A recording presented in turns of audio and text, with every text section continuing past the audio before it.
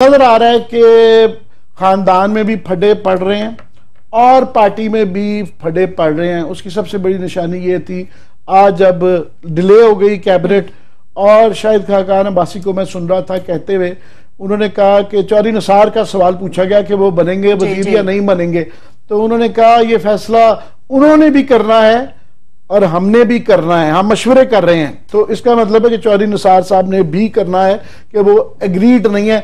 मेरा ख्याल है अपनी शान में बड़ी कमी करेंगे चौधरी निसार साहब कि अपने एक बड़े ही जूनियर पॉलिटिशियन के, और इन हालात में जो है वो वजीर बने। वो अगर उनका कभी चांस होगा कि दोबारा अपने उस ओहदे पे जिसके वो मेरा ख्याल है डिजर्व करते हैं पहुंचने का, तो वो खत्म करेंगे।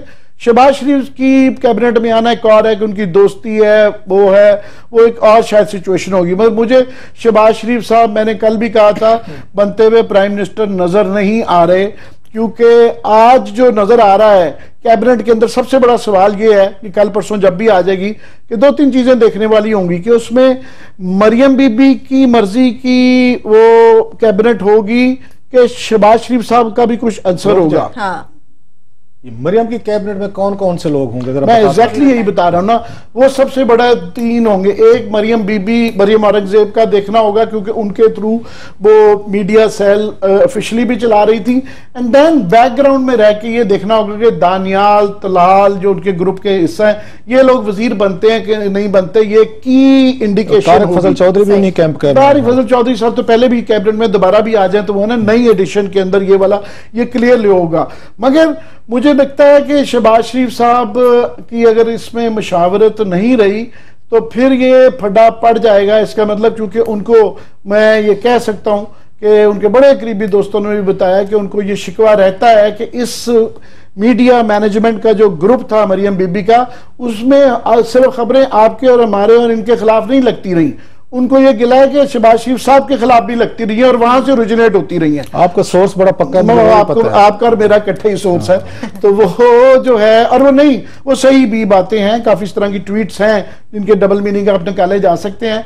तो शहबाज शरीफ साहब ने अगर इस मौके पे वो ना घुसे पॉलिसी मेकिंग में, कैबिनेट फॉर्मेशन में, तो मेरा ख्याल है कि वो मौका ही नहीं आएगा। शायद वो है क्योंकि लग रहा है कि ये पुराना ऑर्डर ही नवाज शरीफ साहब वाला चलाना चाह रही हैं कि नवाज शरीफ की जगह मरियम बीबी खुद रन करना चाह रही है। उनको ये पता है कि अगर ये छोड़ा तो ये नहीं है, जिससे कि मुझे नजर आ रहा है कि खानदान के अंदर भी नफाक बढ़ेगा, क्योंकि ये जो शहबाज शरीफ साहब के डिसीजन से ये था कि ये जो नफाक को रोक लिया गया था, हमारा ख्याल है, और शायद ये सोचना चाह रहे थे कि कोई नया सिस्टम दें, मगर नया सिस्टम नहीं, उसी पुराने निजाम से चला रहे हैं। एक और निशानी उसकी ये भी थी कि फवाद साहब देखे गए हैं कि वो उनसे मिल रहे हैं, और वही प्रिंसिपल सेक्रेटरी भी रहते हैं और वही कैबिनेट रहती है और एक दो एडिशंस भी आती हैं। इसका मतलब the old order is coming back, which is now, क्योंकि नवाज शरीफ साहब डायरेक्टली नहीं हो सकते तो मरियम बीबी रन करेंगी।